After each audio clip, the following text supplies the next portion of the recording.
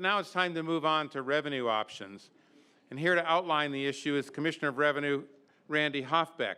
Randy was appointed commissioner by Governor Bill Walker in December.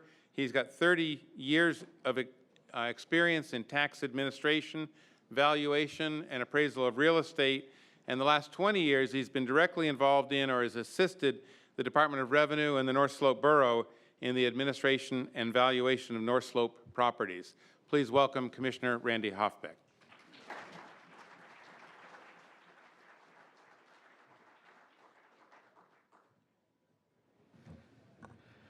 Thank you. When I first started working in December, and it became readily apparent that we were going to have some real fiscal issues moving forward, I started talking to the governor about revenues. And he told me it wasn't time yet. And so I've been on the bench for 6 months, and it's finally my turn to talk. So settle in. I think some of the frustration that people felt this morning, the process was difficult. Groupthink is always a hard thing to try and work through and quantify. But I think it also really points out to just how difficult this process is going to be. I mean, even people in that first group that were stakeholders and had a significant knowledge about the issues that they were dealing with still struggled with when it started to really get down into the details of just how to quantify the value of those particular services. And then it gets even more tricky when you try and put a dollar value on it. And so this is going to be a very difficult issue. And I actually, need to applaud the legislature and the governor in being able to make $800 million worth of cuts in this first year, because that's unprecedented.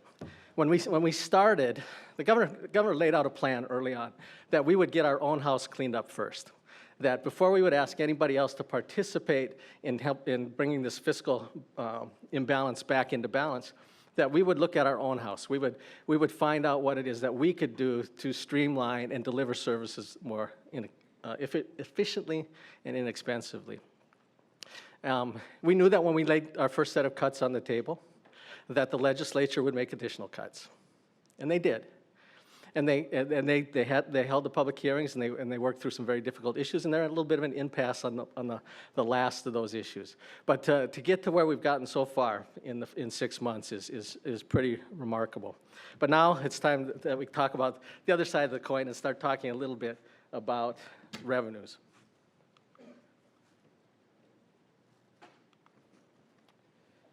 I heard several people talk about fiscal crisis. The reality is we don't really have a fiscal crisis. I think the governor expressed it well in his state of the budget message, that this is a challenging time, that this is a time that's going to be difficult, but it's a time of opportunities. It's a time where we can really kind of reshape the government within the state of Alaska and what people expect to be delivered in services and what we can deliver. And the reality is that it's only going to become a crisis if we don't act. We have the benefit of large savings. And we have the benefit of being able to work through this process in a systematic fashion to get to an answer. But we do have to act, and if we fail to act, we take a challenge and we turn it into a crisis.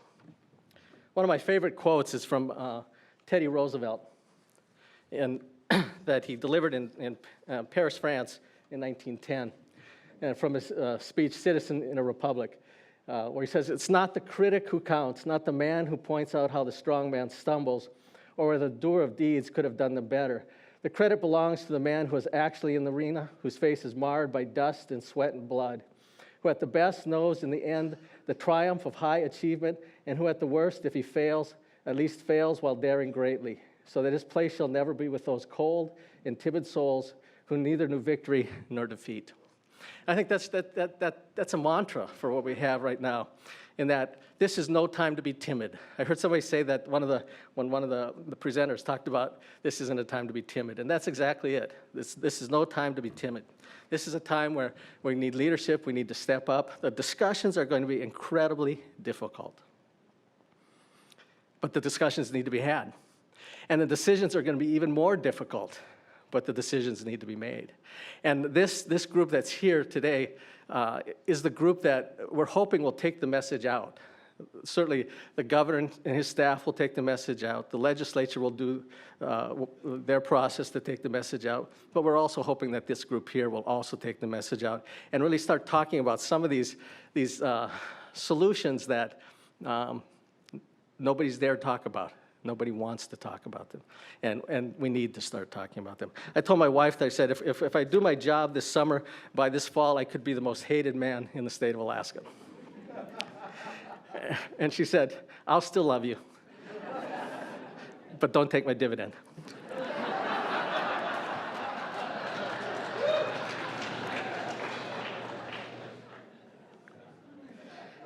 So to start this discussion on revenues, I think I need to debunk a couple of myths first.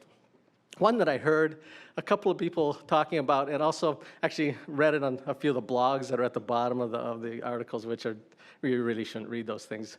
But it said that this was all a setup, that this was all being made up so that we could implement an income tax or to take the permanent funds so that we could continue to increase the size of government. That is just simply not true. The last thing in the world we would do is this, if we had a choice of something to do. This is real. This is real, and it needs to be worked on. So the first of the myths that I want to talk about is this idea that we can cut our way out of our problem. And these graphs have been up here. Gunnar had something similar to it last night. Pat briefly went through one this morning. But it really is kind of this comparing ourselves to ourselves as far as our budget expenditures. And this first one just kind of shows, if you just look at the budget in nominal dollars, how much have we grown over time? And it looks like government has grown dramatically. But as Gunnar talked about, and David Thiel talked about in his presentation, and Pat talked about, if you actually adjust that for inflation, you see that our expenditures now are not that much different than they were in the go-go days of right after the pipeline boom.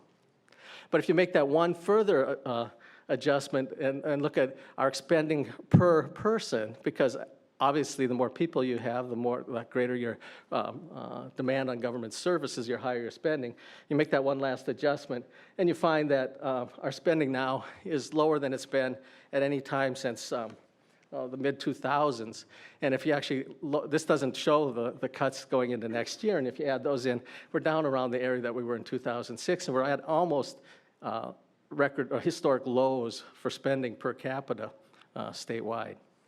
We're definitely down in the area of the mid-2000s and close to where it was before the pipeline boom.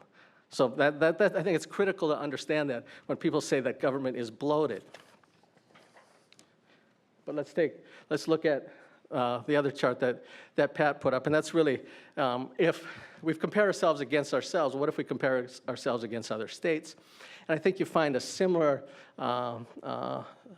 result, that Alaska, although we're above that line slightly, that median line, the regression line, that's not unexpected because of the cost of delivery of service in a state like Alaska.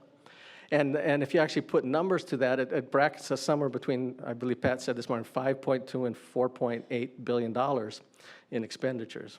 And we're sitting right now at right in the neighborhood of $5 billion. So we're right in the right range also, as well as compared to other states. But I want to take one other look at this.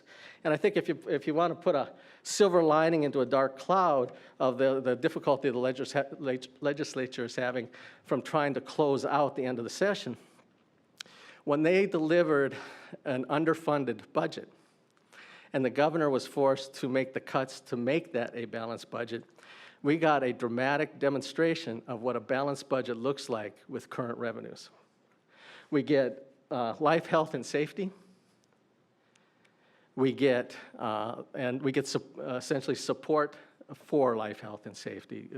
The computer technology, payroll, things like that still have to be online. And little more than that. That's what we get for $2 billion. That's a balanced budget right now. And that's missing education. The schools don't open with that budget. We're short $1 billion for education in that budget. We're only funding half of health and social services. We need another $550 million to fully fund that. We don't make a contribution to the public retirement system with that $2 billion budget. There's another $250 million. And we haven't paid any oil and gas tax credits, and we have $700 million worth of tax credit liabilities. You add those up, you've got $2.5 billion. So the $2 billion plus the 2.5, you're at $4.5 billion. Think about that number. We're at about a $5 billion budget right now. People are talking about wanting to do 10% more in cuts. That brings us to a $4.5 billion budget. That's what you get for $4.5 billion. You still don't have any public services. You still don't have ferries that are running. Your roads and your buildings aren't being maintained. Nobody's doing audits or collecting taxes. And you could go through each of the departments and line out what's not there. So that last set of cuts, that last bit of cutting that we can do is going to be very, very difficult. In fact, it's going to require cutting direct services. I mean, you look at these numbers, and could more money be taken out of the life, health, and safety? Possibly some money could be squeezed out of there. Could we squeeze education and health care, and could we deliver services more efficiently? And the answer is yes, we probably can. But to squeeze another $500 million out is a pretty big squeeze. And so this idea that we can even get the that additional 10% cut is a very, very difficult proposition. So I would say that the idea that we can actually cut ourselves to a balanced budget is something that just is not a reasonable expectation. The other myth I think we need to look at is that that oil will bail us out, that oil will save us one more time, like it did in the 80s and in the 90s and in the early 2000s. That we either got price or production that would bail us out. So I had my staff put this together and just plotting production across the top and price down the side. The red is where we're still underwater in the budget. The pink is where we're close to being balanced. The green is where we're just slightly balanced, or the light green, and then the dark green is where we're getting into more of a solid financial fiscal territory. And you can see by looking at that there's really no plausible way that oil and gas revenue is going to bail us out this time. We have lower rates, we have lower production, we have lower price. And right now, if you looked at where we're at about the 500,000 barrels a day and about $60 a barrel. So the third box down on the left-hand side at $2 billion. That's about what we're generating. For us to balance the budget with current production, we need $110 a barrel oil. And as Gunnar pointed that out last night, that is just not in anybody's forecast at that period, at this point in time. And if we were to balance the budget at $60 a barrel, I don't even know how far out you'd have to go for that to occur. We're barely more than 60% of the way, or 3/4 of the way there. No, 60% of the way there, even when we get out to 800,000 barrels a day. And certainly nobody has projections of that type of oil production anywhere in the future. So I think the expectation that somehow oil is going to bail us out is also one that we just have to say is false. We aren't going to get bailed out this time by oil, which means we have to make the decisions on how to balance the budget.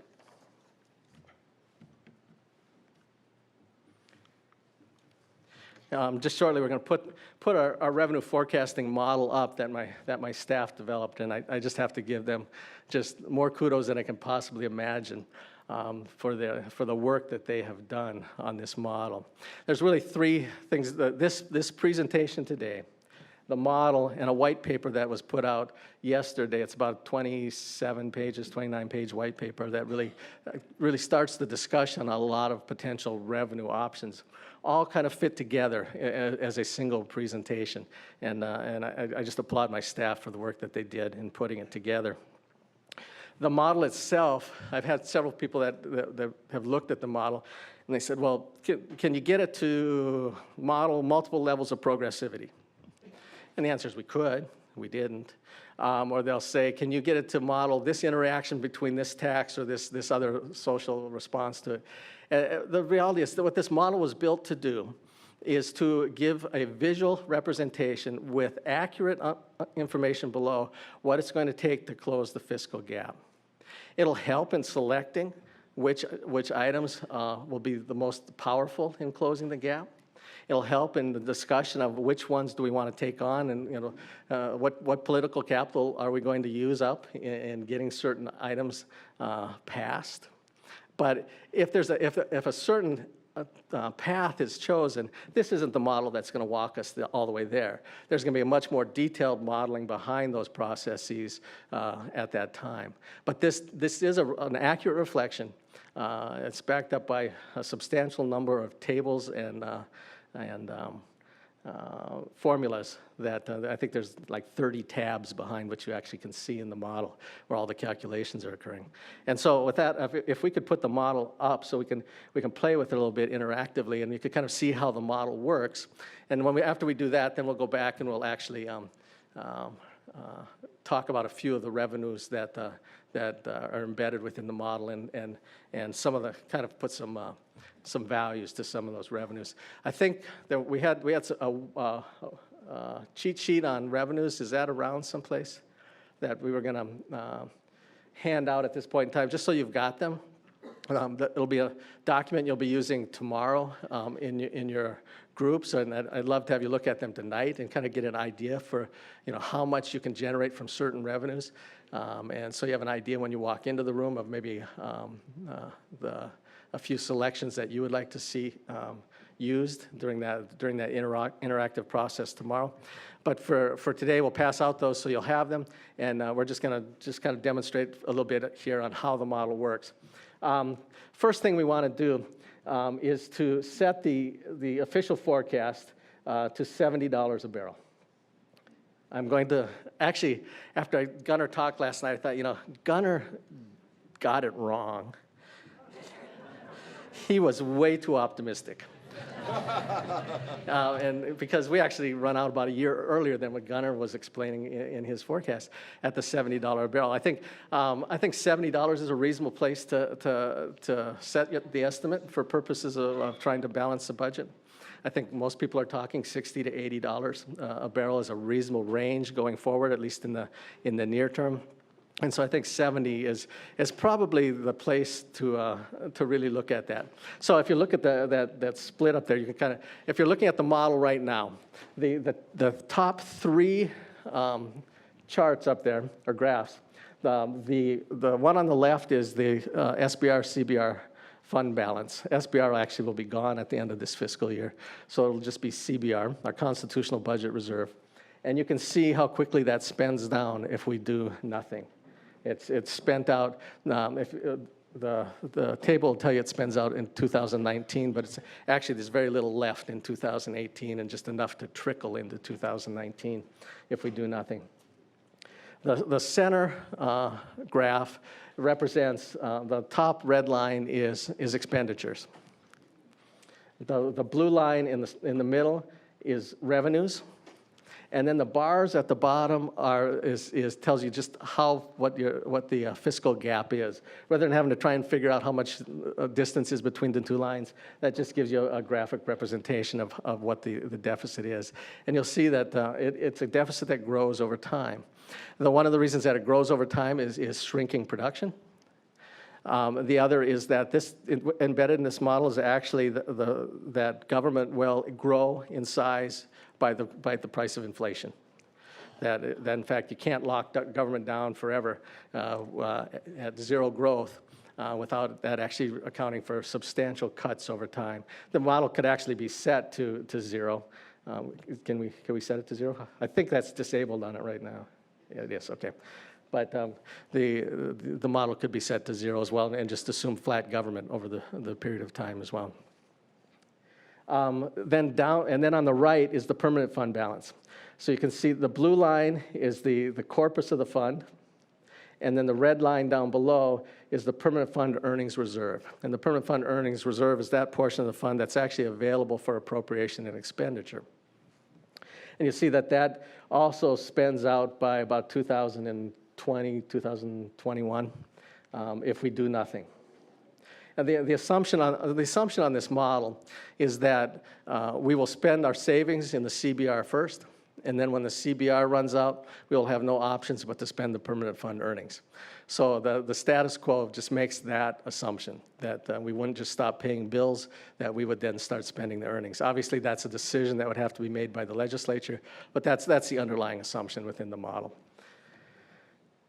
Down the middle of the model is a set of tables that will actually show you how much the cuts that have been made and additional revenues that have been generated by the choices that you make. Then underneath that is a chart of the permanent fund dividend estimate on what that would be under various scenarios. And below that, then the yearly budget and revenue adjustments. It actually gives it gives you a table, but also underneath will tell you what your revenue and budget adjustments are numerically. And then below that, there's a color key. And if you are successful in balancing the budget, and you run out of some of your money, but not all of your money before 2030, that table will turn yellow at the top. And if you're actually successful enough that you still have money left over in 2030, it'll turn green. So, you'll know when you get there. And then below that is just tells you when the various funds run out of money, if under various revenue scenarios. So those are just some tools to help you kind of track how well you're doing. Going back up then and over on the right-hand side is where we can enter cuts. And we actually have gone in, and based on the work that you have done, that you did this morning, we've entered in numerically about what we believe the value of the cuts that could be made based on the values, the overall values that you've put on certain aspects of government. And there was actually upward pressure in some of the departments for actually increasing spending. We artificially limited those to zero and did not increase spending anywhere. We just simply dealt with the cut side of the equation. And you were successful this morning in your exercise in cutting $20 million out of the budget. And I think that really tells you just how hard this is going to be. People value the services that government offers. And they've been delivered for a long time at very little cost. And the idea of switching to paying for those is going to be difficult. But I think it's even more difficult for people to actually think about living without them.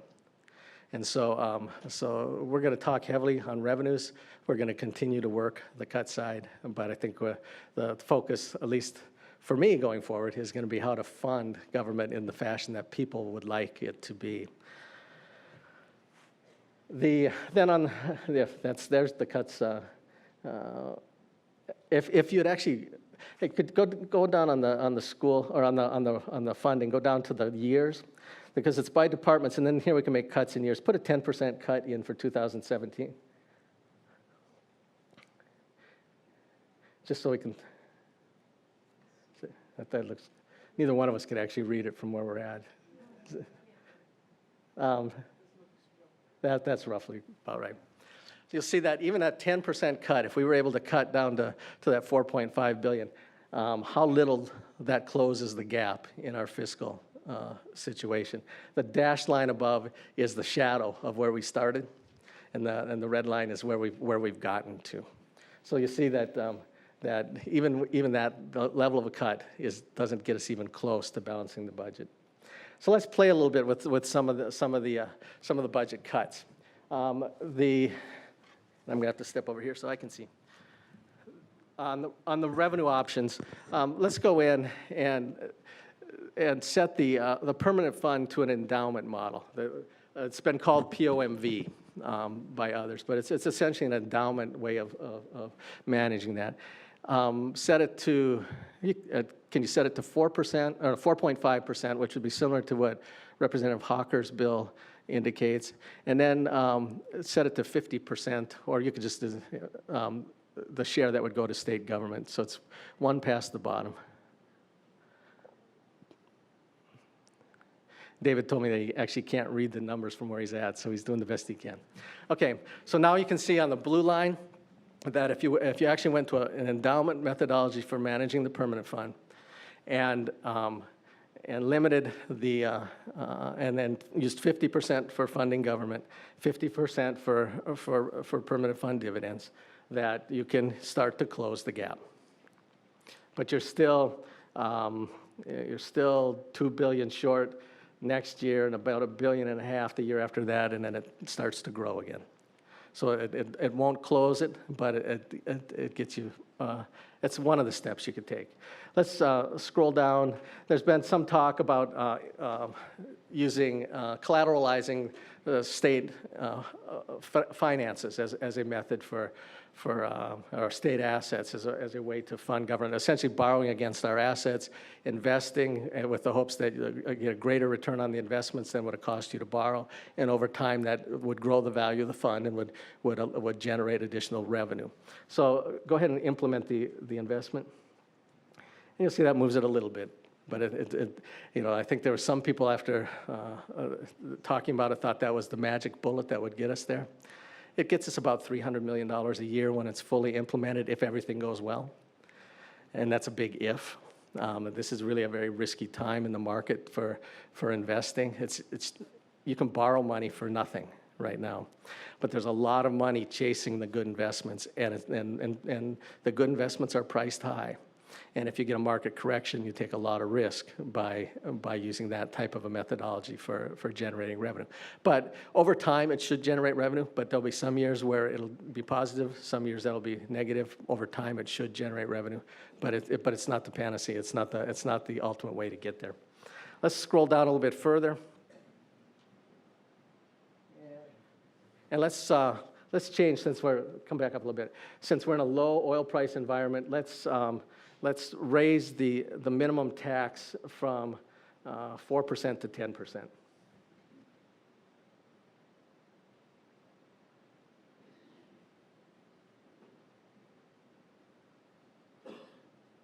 There you go. And then, so you see there, that changes it as well. And you get a little bit of a bump early on, again, it brings it closer, but that doesn't get you all the way there either. Scroll down and let's do everybody's favorite, and let's do income tax.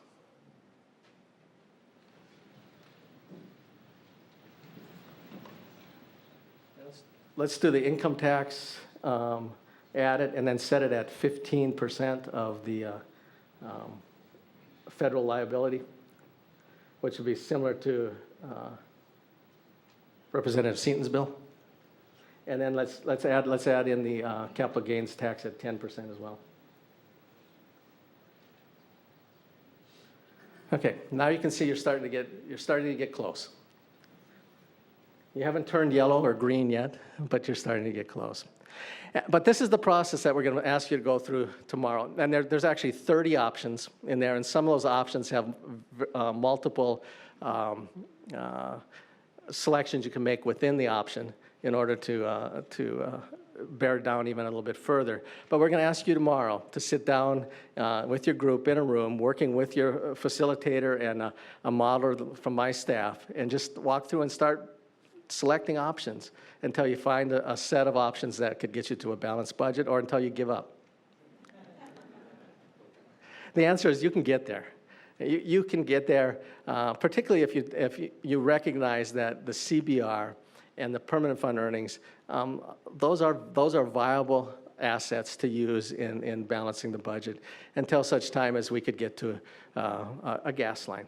And let's scroll down. We aren't going to do the gas line tomorrow as far as an option, but scroll down and just punch the button on to implement the gas line. Should be the first one there. You see with that ultimately, if we can, when we get to a gas line, it will give us a revenue stream that will make us fiscally sound as well. But it's going to take expenditures to get there. It's going to cost money to get there for the state's investment. And on this one, because you've added a lot of other assets, you kind of bottom out right before the gas line comes on in your savings, but you make it to the end.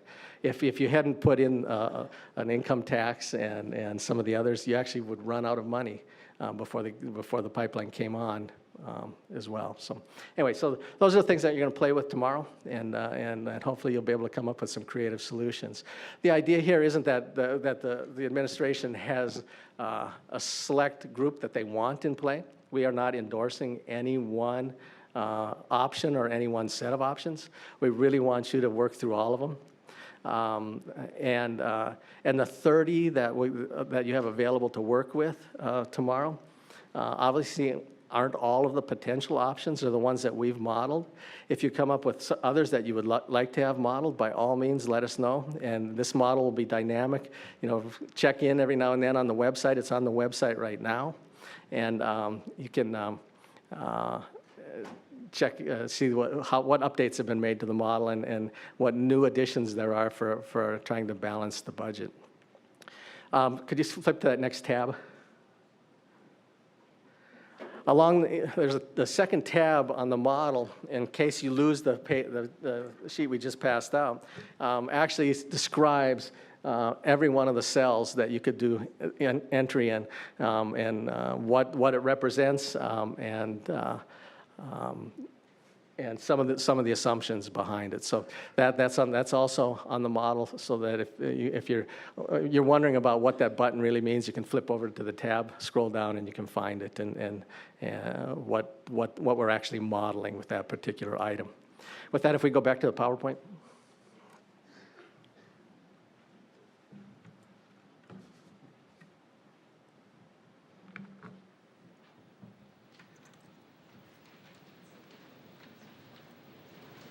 One more page. Oh, I got it. Never mind. So this is what you're going to start with tomorrow. You're going to start with an assumption of government that will grow over time with inflation. No new programs, no new services, just simply the fact that services will get more expensive over time. And with $70 oil and with gradually falling production. That's where you're going to start tomorrow with your project. I'm just going to kind of go through some of the categories that you'll be dealing with tomorrow. The first one is the repurposing financial assets. We modeled a couple of those already. We didn't model pension obligation bonds. That's something that's come up as a potential way to defray some of the costs of the retirement funds. Very similar to leveraging the assets, the collateralization. The same type of issues that timing's everything. And if we had done it 5 years ago, 6 years ago, it would have been a very, very good, robust revenue stream for us. But if we'd done it in 2007, going into 2008, we would not have liked the results anymore very much. So timing is everything on something like that. But pension obligations bonds are an option. They've been mentioned before, and we certainly are doing the due diligence on that, working with our financial advisors, whether that makes sense at all moving forward. The permanent fund earnings, you can do it either two ways in the model. You can do it status quo and just spend out the earnings as needed. Or you can go to the POMV model like we had demonstrated. Or there's another model in there that's also that was proposed by Senator McGuire that actually kind of flips the use of royalties for dividends and uses the permanent fund for funding government.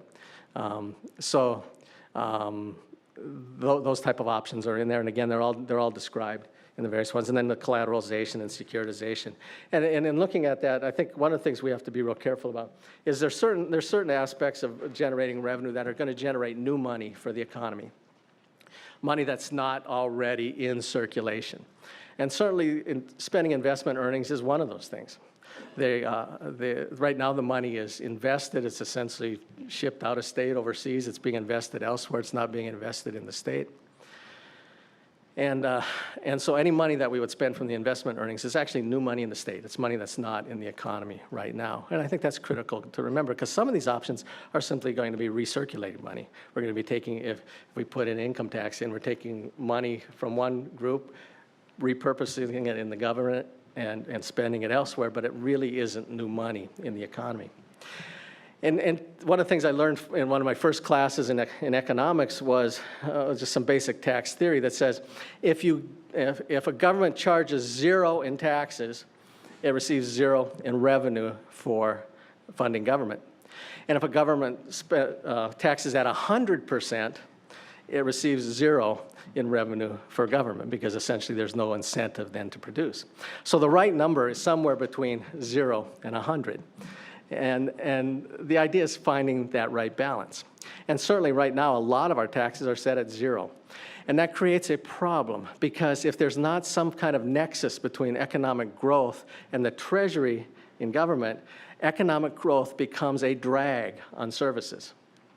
If economic growth doesn't convert into some revenue for the government, it actually takes away services from others. As you get larger economy, you have more people, you have more schools that you need, you pay out more permanent fund dividends, the roads have more pressure on them, they need to be fixed, all of those kind of things that create those services.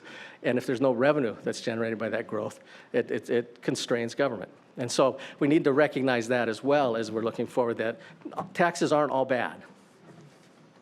Spoken like a revenue guy. So then another one that we could look at would be modifying oil and gas taxes.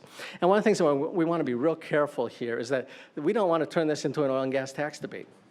Oil and gas taxes are just one of the options. And I think, if you kind of picture it, you've kind of got the state that's been divided up into oil and gas taxes, earnings from our investments, and other taxes. And we've depended entirely on only one of those 3 legs for years to fund government. That leg has shrunk. That leg is smaller than it used to be. Government has grown to a certain size. It can only shrink so far. And so it's time for the other 2 legs to actually start to carry their burden as well. And so we have to, in any honest discussion on the state's fiscal situation, talk about oil and gas taxes. But I don't want anybody to misinterpret this as saying it's time to go after the oil companies again. Is there room to modify oil and gas taxes, to make them more efficient, to make them work better, generate more incentives for investment while still being fair? I think that's an honest and intellectual discussion that we need to have. But to simply say it's the oil company's fault that we're in this situation, I think is disingenuous. That's not an honest statement. The reason the state has the wealth that it has is because of the oil and gas industry. And so we need to appreciate that, but make sure that oil and gas partners, that they're treated as partners, that everybody's held accountable and everybody contributes what is the proper amount to be contributed. So there's several other things here. We could raise the base rate. We could raise the minimum tax. We could change the special provisions that have been put on new oil that incentivizes looking for new oil. Cook inlet production taxes could be changed. There's just kind of a unique little aspect of cook inlet production taxes that when we changed from the ELF to PPT, the cook inlet taxes were held harmless. And at that point in time, oil in cook inlet was paying 0 in severance tax. So cook inlet oil pays 0 in severance tax right now. That doesn't expire until 2022, I believe, that provision. Is that something that could be changed early? I don't know. It wouldn't generate a lot of revenue. There's not a lot of oil in cook inlet, but it's certain provisions like that I think it's worth looking into. The hazardous release surcharge. That I think was a wonderful demonstration of just how hard this process is going to be this year. We actually adjusted the hazardous release surcharge this year with the help of the legislature, and we're able to increase it by something slightly less than a penny. And it generated, I think, $7 million $7 million in new revenues.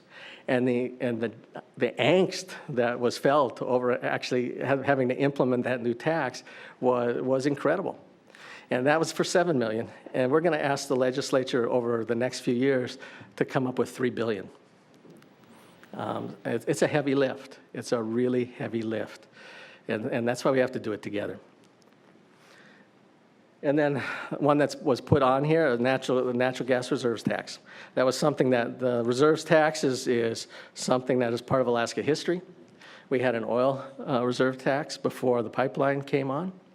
The provision basically was a loan against future revenues. They paid the tax to fund government before there was oil flowing. Then when it was flowing, it became a deduction against their taxes later on. And so over time, and the way it's structured in the model, it's net zero. But it could generate $800 to $1 billion in the interim if there's a gas line coming online.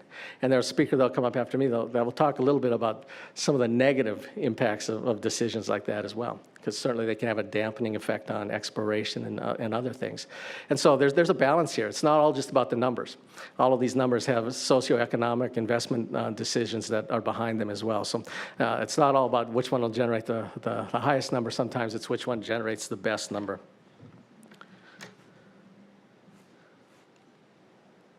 The other side of the tax issue for oil and gas, of course, is credits. It's one that's gotten a lot of publicity. There's really two types of credits. There's the reimbursable credits that are for exploration and development of fields and net operating losses for companies that don't have production. And those become reimbursable credits that the state pays directly. That's that $700 million number that you hear about. There's also the per barrel credit that the producers pay on the North Slope. And that one is actually a deduct against their tax that they pay. And it really is, although it's called a credit, is really an integral part of the tax system. So it's been called a credit, it's called a credit in the statute, but it really is just part of the base tax rate. But it's also something that, you could adjust the credit rate as an option. Then we have the idea of modifying non-oil and gas taxes, corporate income tax, mining taxes. These taxes already exist, the fisheries tax, motor fuel tax, and sin taxes. Sin taxes being alcohol, cigarettes, our new baby marijuana, that could be adjusted as well. And the reality is the last significant tax change that we had before that, the surcharge tax, was 10 years ago. And it was for cigarettes and alcohol. And there's a 10-year gap where we have not changed any other tax except for oil and gas tax. There's not a lot of appetite for changing taxes, particularly when we had robust revenue. There wasn't a lot of reason for the discussion to even come up. But the discussion is there now, and the sin taxes were the ones that were last adjusted. And if you actually look at them in your table, you'll find that we're at some pretty high rates right now. Our alcohol tax is about as high as any in the nation. Our cigarette tax, I think, is 10th highest in the nation. Our marijuana tax, I have no idea. We're somewhere between first and third.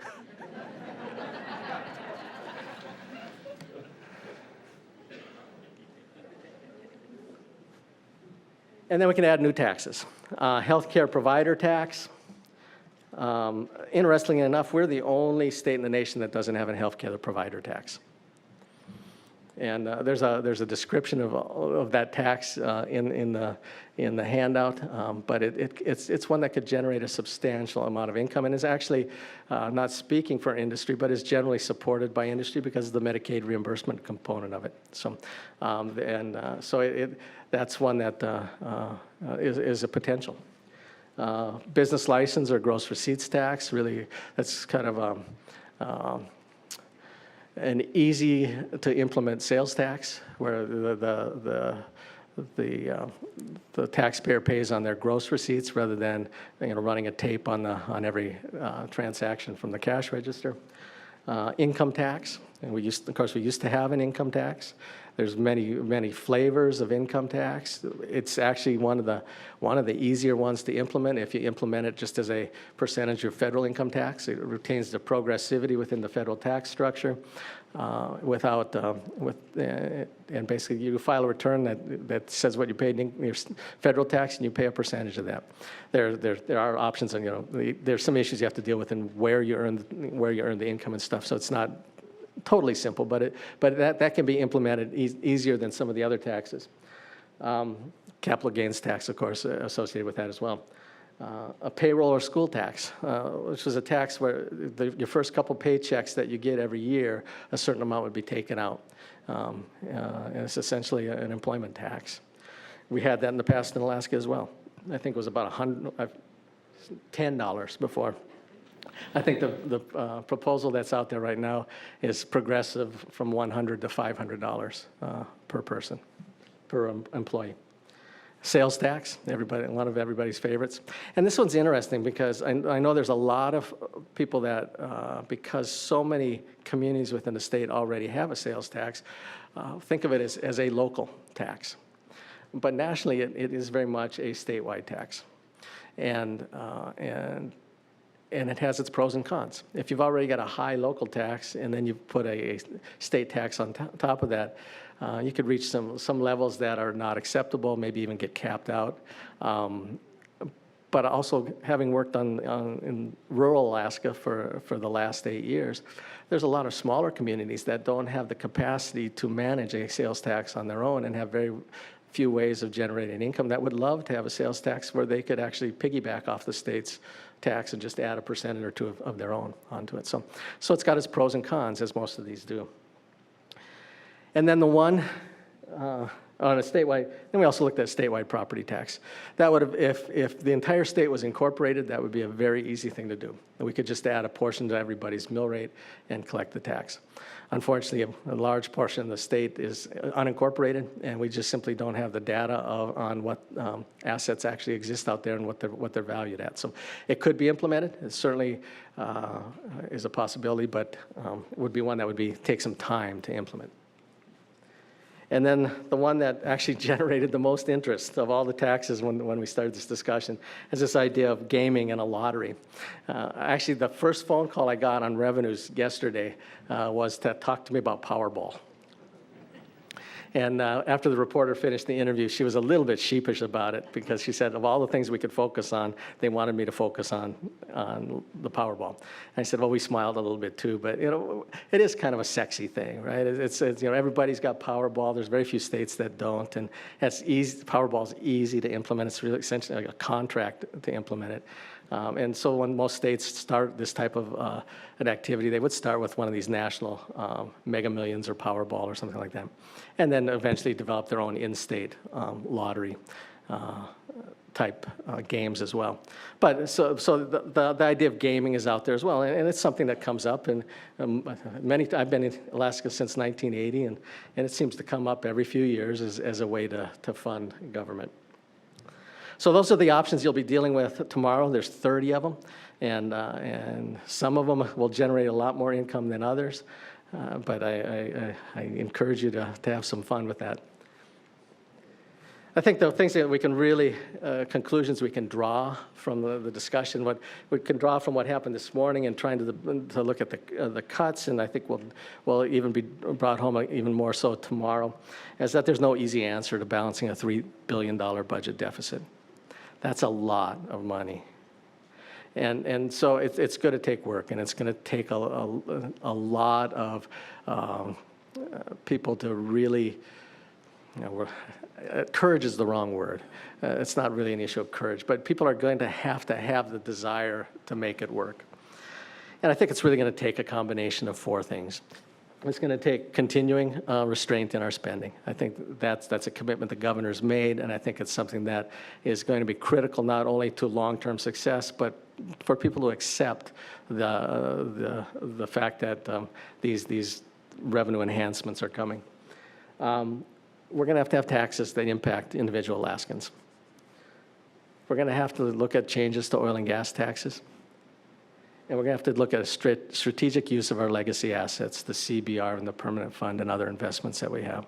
And I think it's going to take some combination of those four to get to the answer, maybe all four of them. I look forward to seeing what you model tomorrow. And with that, I will turn it back over to Brian.